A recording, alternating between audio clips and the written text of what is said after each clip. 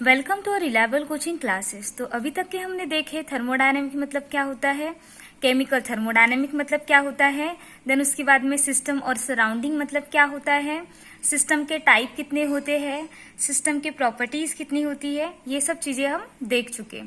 आज हम देखने वाले हैं थर्मोडायनेमिक फंक्शन मतलब होता क्या है और थर्मोडायनेमिक फंक्शन कितने होते हैं, आज हम देखने वाले हैं। देन उसके बाद में आप हमारे चैनल पे जो नए लोग आए हैं वो इस चैनल को सब्सक्राइब जरूर करें। चलो तो देखते हैं थर्मोडायनेमिक फंक्शन मतलब होता क्या है। फर्स्ट है स्टेट फंक्शन। तो थर्मोडायनेमिक फंक्शन में पहला जो है वो है state function.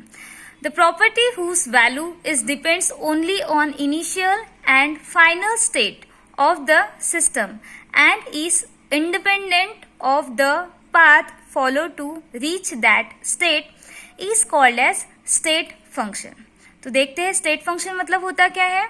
The property whose value is depend only on initial and final state of the system, मतलब ऐसी प्रॉपर्टी जिसकी वैल्यू जो है वो डिपेंड करती है ओनली, सिर्फ किसके ऊपर डिपेंड करती है, initial state and final state of the system.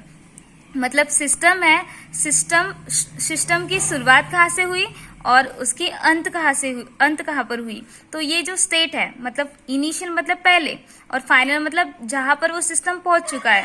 तो इनिशियल और फाइनल स्टेट ये दोनों के ऊपर जो प्रॉपर्टी डिपेंड करती है उस सिस्टम, वो जो सिस्टम है उसको हम बोलेंगे state function. And is independent of the path follow to reach that state, और वो क्या है, इंडिपेंडेंट रहेंगे पाथ के ऊपर। मतलब इनिशियल स्टेट से लेके फाइनल स्टेट तक जाने के लिए जो हमको जितने समय लगा है, मतलब रास्ता जो है वो मायने नहीं करता। हम सिर्फ यही देखेंगे कि इनिशियल स्टेट कौन सी है और फाइनल स्टेट कौन सी है, इसके ऊपर जिसकी वैल्यू डिपेंड करती है उस फंक्शन को हम बोलेंगे स्टेट फंक्शन।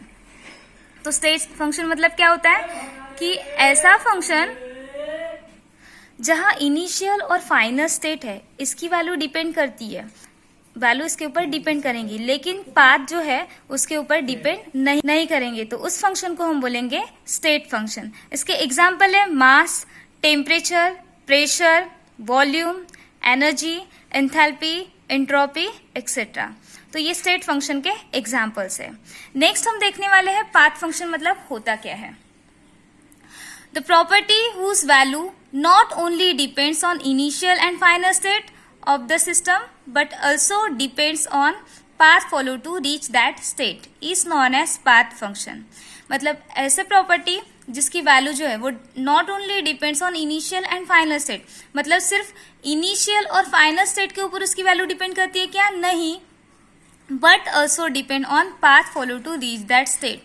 तो वो जो इनिशियल स्टेट से फाइनल स्टेट तक जाने के लिए जो पाथ लगा है, ठीक है, तो वो पाथ के ऊपर भी डिपेंड करेगा। तो उस फंक्शन को हम बोलेंगे पाथ फंक्शन। इसमें हमने देखो स्टेट फंक्शन में क्या बोले थे, सिर्फ यही चेंज है कि स्टेट फंक्शन में जो वैल्यू है वो डिपेंड करती है इनिशियल और फाइनल स्टेट के ऊपर ही ओनली, ठीक है, पाथ को फॉलो नहीं करती है।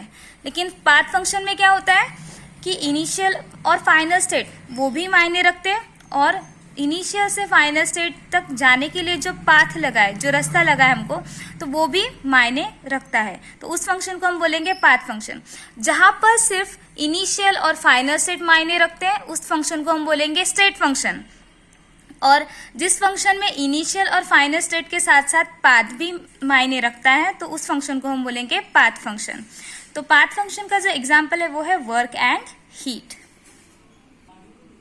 State of system, a known set of values of fundamental properties like pressure, volume, temperature and number of moles of a system is called as state of the system। तो हम state of the system किसको बोलेंगे, a known set of values, मतलब ऐसे values का set जो हमको पता है, किसके, फंडामेंटल प्रॉपर्टीज। तो जो फंडामेंटल प्रॉपर्टीज है उनकी वैल्यू का सेट जो है, तो लाइक जैसे कि प्रेशर है, वॉल्यूम है, टेम्परेचर है, नंबर ऑफ मोल्स है। तो pressure, volume, temperature, number of moles, ये क्या है, फंडामेंटल प्रॉपर्टी है। और ये जो फंडामेंटल प्रॉपर्टी है एक सेट में पाई जाती है, तो उसी को ही हम बोलेंगे is called as state of the system. तो उसी को ही हम क्या बोलेंगे, वो क्या है, सिस्टम का स्टेट है। मतलब एक स्टेट रहेगा एक सिस्टम रहेगा, सिस्टम के अंदर pressure, volume, temperature, number of moles रहेंगे, तो उस सेट को हम बोलेंगे state of the system. If any one of these properties changes then there will be change in the state of the system. मतलब कोई भी स्टेट है तो उस स्टेट में अगर ये चारों प्रॉपर्टीज है, इन चारों प्रॉपर्टीज में से कोई भी एक प्रॉपर्टी है वो चेंज हो गई तो क्या हो जाएगा, उस सिस्टम का स्टेट भी चेंज हो जाएगा।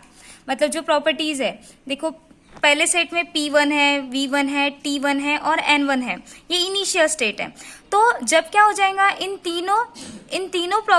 ये जो चारों प्रॉपर्टीज है, चारों प्रॉपर्टीज में क्या हो जाएगा, चारों प्रॉपर्टीज में से कोई भी एक प्रॉपर्टी है वो क्या हो जाएगी, चेंज हो जाएगी।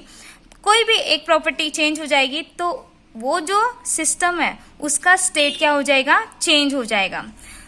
तो P मतलब प्रेशर, V मतलब वॉल्यूम, T मतलब टेम्परेचर और N मतलब क्या है, नंबर ऑफ मोल्स। तो ये जो चारों जो प्रॉपर्टी फंडामेंटल प्रॉपर्टीज है वो एक सिस्टम में है, सेट इनिशियल स्टेट बोलेंगे उसको। फिर क्या हो जाएगा, इन चारों में से कोई भी प्रेशर भी चेंज हो सकता है, वॉल्यूम भी चेंज हो सकता है, टेम्परेचर भी चेंज हो सकता है और नंबर ऑफ मोल्स भी चेंज हो सकते हैं। तो चारों में से कोई भी अगर चेंज होता है तो क्या हो जाएगा, स्टेट जो है, सिस्टम की जो स्टेट है वो क्या हो जाएंगी, चेंज हो जाएगी।